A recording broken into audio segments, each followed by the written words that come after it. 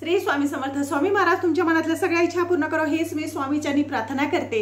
आज मी तुम्हाला ह्या व्हिडिओमध्ये सांगणार आहे 2 सप्टेंबर रोजी पितृ अमावस्या आहे। तर ही खूप मोठी अमावस्या आहे पितरांची। तर ह्या पितृ अमावस्येच्या दिवशी ज्या लोकांनी अन्नदान केलेलं नसेल, ज्यांनी पितरांना पाणी तृप्त केलं नसेल, त्यांना पिंडदान केलं नसेल, तर त्यांनी ही जी अमावस्या आहे ज्यांना तिथी माहीत नाही त्या लोकांनी ह्या दिवशी 15 दिवसात आपण काहीच सेवा केलेली नाही पितरांची, तर आपल्याला काय करायचं आहे, तर 2 ऑक्टोबर रोजी जी अमावस्या येते त्या दिवशी तुम्हाला पितरांना संतुष्ट करायचं आहे, त्यांचा भरभरून आशीर्वाद प्राप्त करून घ्यायचा आहे। त्याच्यासाठी मी तुम्हाला आज असा एक दिवस सांगणार आहे। खूप साधा आणि सोपा असा एक उपाय आहे जे केल्याने सुद्धा तुमचे पित्र तुम्हाला भरभरून आशीर्वाद प्राप्त होईल आणि त्यांना शांतता प्राप्त होईल। तुम्हाला जो पितृदोष असेल तो सुद्धा समाप्त होण्यास मदत होते हा दिवा लावल्याने। आणि हा दिवा जर लावला तर नक्कीच तुमचे पित्र तुम्हाला भरभरून आशीर्वाद प्राप्त करून देतील। तर हा खूप साधा आणि सोपा असा एक उपाय आहे। पण हा दिवा कसा लावावा, हा दिवा लावण्याची पद्धत कशी आहे ती संपूर्ण मी तुम्हाला ह्या व्हिडिओमध्ये सांगणार आहे। त्यामुळे माझा व्हिडिओ लास्टपर्यंत बघायचा आहे। आता मी तुम्हाला सांगणार, बघा आपण जो दिवा लावणार आहे तो दक्षिणकडे तोंड करून लावणार आहे।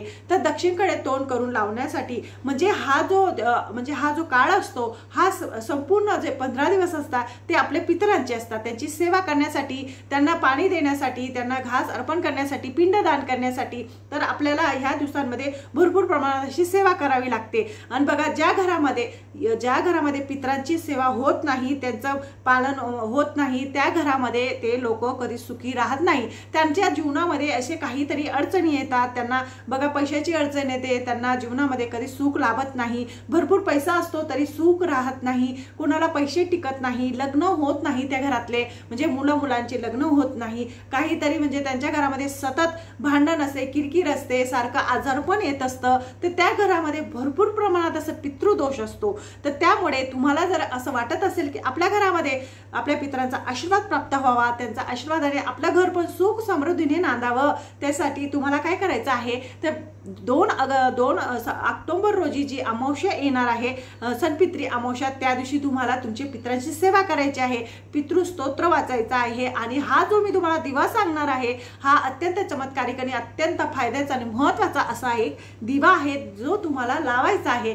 तर त्या दिवशी काय करायचं, संध्याकाळच्या वेळेस तुम्हाला आता दिवा कसा करायचा, आपल्या घरातलं जे गव्हाचं पीठ आहे ते गव्हाचं पीठ घ्यायचं, चौमुखी दिवा तुम्हाला तयार करायचा आहे कणकेचा, त्याला 4 वाती ठेवता येतील असे चौमुखी दिवा तुम्हाला तयार करायचा आहे। चौमुखी दिवा तयार करून झाल्यानंतर त्याला एका डिश मध्ये ठेवायचा आहे आणि त्याच्यामध्ये तुम्हाला तेल ओतायचं आहे। आता तो तेल कुठलं टाकावं, तर त्याच्यासाठी तुम्हाला मोहरीचं किंवा तिळीचंच तेल लागणार आहे। यापैकी दोन्हीपैकी तुम्ही एक तेल आणायचं आणि त्याच्यात टाकायचं आहे आणि त्या दिव्यामध्ये 4 वाती ठेवायचे आहे। 4 वाती ठेवून तो दिवा तुम्हाला दक्षिण दिशेला तोंड करून लावायचा आहे। असा लावला दक्षिण दिशेकडे त्याचं तोंड जातं, चारही दिशेमध्ये तुम्हाला वाटी पेटवायची आहे, पण दक्षिण दिशेकडेच तुम्हाला हा दिवा ठेवायचा आहे। आता दिवा ठेवताना तुम्हाला दिशा सांगते, ज्या वेळेस आपण आपल्या घरातून बाहेर जातो तर आपल्या उजव्या हाताला आणि आपण घरामध्ये येतो त्यावेळेस आपल्या डाव्या हाताला असा तुम्हाला दिवा लावायचा आहे।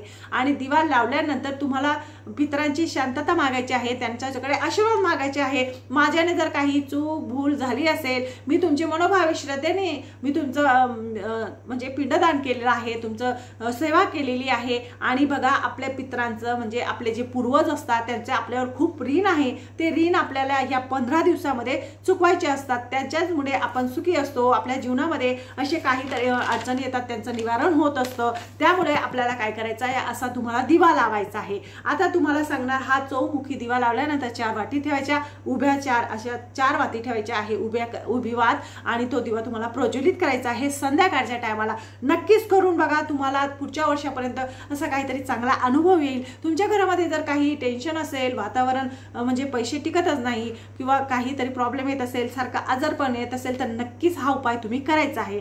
तर ह्या काळामध्ये असं म्हटलं गेलेलं आहे की आपल्या पितरांसाठी त्यांच्या समर्पित आपल्याला काहीतरी दान सुद्धा द्यायचं आहे। आता दान कुणाला द्यायचं, जे खूप गरीब आहे, गरजू आहे, त्यांना अत्यंत गरज आहे अशा लोकांना तुम्हाला दान पण द्यायचं आहे। आपल्या पितरांचं म्हणजे आपले पूर्वज आहे, आपले जे गेलेले लोक आहेत त्यांचं नामस्मरण म्हणजे त्यांचं नाव घेऊन तुम्हाला त्यांना म्हणजे गरीब लोकांना दान करायचं आहे. कुणाला चप्पल देऊ शकतात, कुणाला छाता देऊ शकतात. आता ऊन भरपूर पडत आहे, तर उन्हामुळे त्यांना चटके लागत असतील पायांना, तर त्यांना चप्पल देऊ शकतात, तुम्ही छाता देऊ शकता, अन्नदान करू शकतात, पक्ष्यांना अन्नदान करू शकतात. नाही तर दही भाताचा नैवेद्य तुम्हाला टेरेसवर सुद्धा ठेवायचा आहे.